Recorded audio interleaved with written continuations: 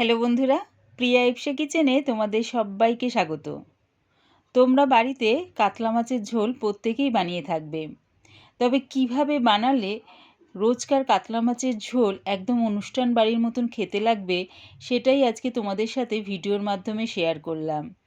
রেসিপিটা ভালো লাগলে প্লিজ আমার চ্যানেলটিকে লাইক ও সাবস্ক্রাইব করে দিও। তবে দেখে নাও আমি এটা কেমনভাবে তৈরি করি। কাতলা মাছের ঝোল রেসিপি করার জন্যে একটা পেস্ট বানিয়ে নেব। তার আগে দেখো, একটা বাটির মধ্যে জল নিয়ে 1 চামচ সাদা গোটা জিরে আর 1 চামচ গোটা ধনে 5 মিনিটের জন্য এটা ভিজিয়ে রেখে দিলাম। আমি এখানে 500 গ্রাম কাতলা মাছ নিয়েছি, আর রোজকার যেহেতু বাড়িতে রান্নার কাতলা মাছ, তাই মাছগুলো বেশি একটা বড় বড় পিস করে নিই। মাছগুলো ভালো করে ধুয়ে এর মধ্যে দিয়ে দিলাম হলুদ আর নুন। নুন হলুদটা ভালো করে মাছের সাথে মাখিয়ে নেব।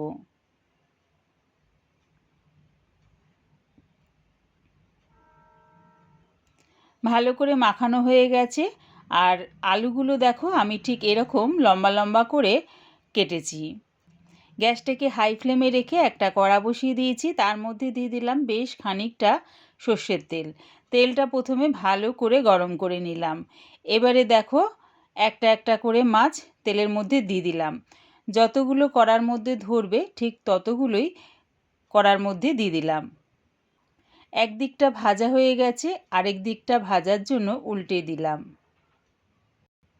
মাছগুলো খুব একটা কড়া করে ভাজলাম না, দেখো হালকা লাল করে ভেজে নামিয়ে নিচ্ছি।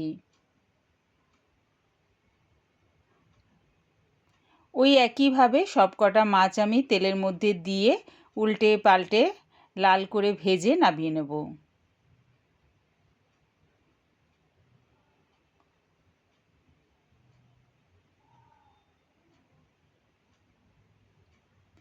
মাছ ভাজা তেলের মধ্যে দিয়ে দিচ্ছি আলুগুলো। আলুগুলো আমি একটু লাল করে ভেজে নেব। আলুটা ভাজতে ভাজতে একটা পেস্ট বানিয়ে নেব। মিক্সির জারে দিয়ে দিলাম 5-6টা রসুনের কোয়া, 1 ইঞ্চি আদার টুকরো স্লাইস করে কেটে দিয়ে দিলাম, 3টে কাঁচা লঙ্কা দেখো 2 টুকরো করে দিয়ে দিচ্ছি, আর সাদা গোটা জিরে আর গোটা ধনে যেটা জলের মধ্যে ভিজিয়ে রেখেছিলাম সেটাও দিয়ে দিলাম। সব কিছু একসাথে পেস্ট করে নিলাম। এদিকে দেখো আলুটাও সুন্দর করে ভাজা হয়ে গেছে। এগুলো নামিয়ে নিলাম। এবারে গ্যাসটাকে মিডিয়ামে করে ওই তেলের মধ্যে ফোড়নের জন্য দিলাম 4টে ছোটো এলাচ, 2-3 টুকরো দারচিনি, 2টো শুকনো লঙ্কা। যখন দেখবে ফোড়নের থেকে সুন্দর একটা গন্ধ বেরোচ্ছে, তখন দিয়ে দিলাম 2টো মাঝারি সাইজের পেঁয়াজ কুচি। পেঁয়াজটা দিয়ে তেলের সাথে মিশিয়ে লাল করে ভেজে নেব। দেখো পেঁয়াজটা লাল করে ভাজা হয়ে গেছে। এবারে দিয়ে দিচ্ছি ওই পেস্টটা। আদা, রসুন, কাঁচা লঙ্কা, সাদা গোটা জিরে, গোটা ধনে যে পেস্টটা বানিয়ে রেখেছিলাম সেটা দিয়ে দিলাম। সেটা পেঁয়াজের সাথে মিশিয়ে 2-3 মিনিট ধরে কষিয়ে নিলাম। মশলাটা দিয়ে দেখো ভালো করে কষানো হয়ে গেছে, আর দেখো তেলটাও বেশ ছেড়ে দিয়েছে। এবারে এর মধ্যে দিলাম 1/2 চামচ হলুদ গুঁড়ো, 1/2 চামচ লঙ্কার গুঁড়ো। ঝালটা সম্পূর্ণ নিজেদের স্বাদ অনুযায়ী ব্যবহার করো। যেহেতু এখানে কাঁচা লঙ্কা দিয়েছি, তাই 1/2 চামচ লঙ্কার গুঁড়ো দিলাম। সামান্য একটু মশলার ধোয়া জল দিয়ে আবারও মশলাটাকে ভালো করে কষিয়ে নিলাম। এবারে দিচ্ছি এর মধ্যে 2টো বড় সাইজের টমেটো পেস্ট। দিলাম স্বাদ অনুযায়ী নুন। টমেটোটা মশলার সাথে মিশিয়ে আবারও ভালো করে কষিয়ে নিচ্ছি। মশলাটা আমি প্রায় 5-7 মিনিট ধরে কষিয়ে নিয়েছি। দেখো তেলটাও বেশ ছেড়ে দিয়েছে, মশলাটাও কষানো হয়ে গেছে। এবারে এর মধ্যে দিয়ে দিলাম আগে থেকে ভেজে রাখা আলুগুলো।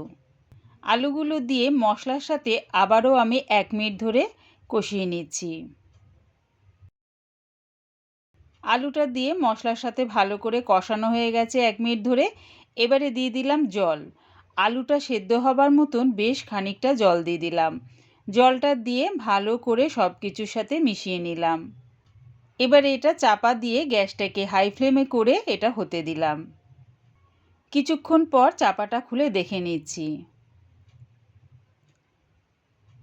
দেখো আলুটা বেশ সুন্দরভাবে সেদ্ধ হয়ে গেছে। এবারে এর মধ্যে দিয়ে দিলাম ভাজা মাছগুলো, আর দিচ্ছি 1 মুঠ ধনেপাতা কুচি। সব কিছু ভালো করে মিশিয়ে নিয়ে আরও 1 মিনিটের জন্য ফুটিয়ে নেব। ফুটিয়ে নিলে কি হবে, মাছের মধ্যে দেখবে ঝোলের স্বাদ আর গন্ধ খুব সুন্দরভাবে ঢুকে যাবে। তাই সব কিছু ভালো করে ঝোলের সাথে মিশিয়ে আরও 1 মিনিটের মতন ফুটিয়ে নিলাম। রেডি হয়ে গেছে আমার দারুণ স্বাদের কাতলা মাছের ঝোল। একবার আমার মতন করে বানিয়ে দেখো, দেখবে রোজকার যে বাড়িতে কাতলা মাছের ঝোল তোমরা করো তার থেকে বেশ অন্যরকম খেতে লাগবে। দারুণ খেতে লাগে, একদম অনুষ্ঠান বাড়ির মতন। আমার এই কাতলা মাছের ঝোল রেসিপিটা পুরো দেখার জন্যে প্রিয়া ইপসা কিচেনের থেকে তোমাদের সবাইকে অনেক ভালোবাসা রইল। রেসিপিটা ভালো লাগলে প্লিজ আমার চ্যানেলটিকে সাবস্ক্রাইব করে দিও।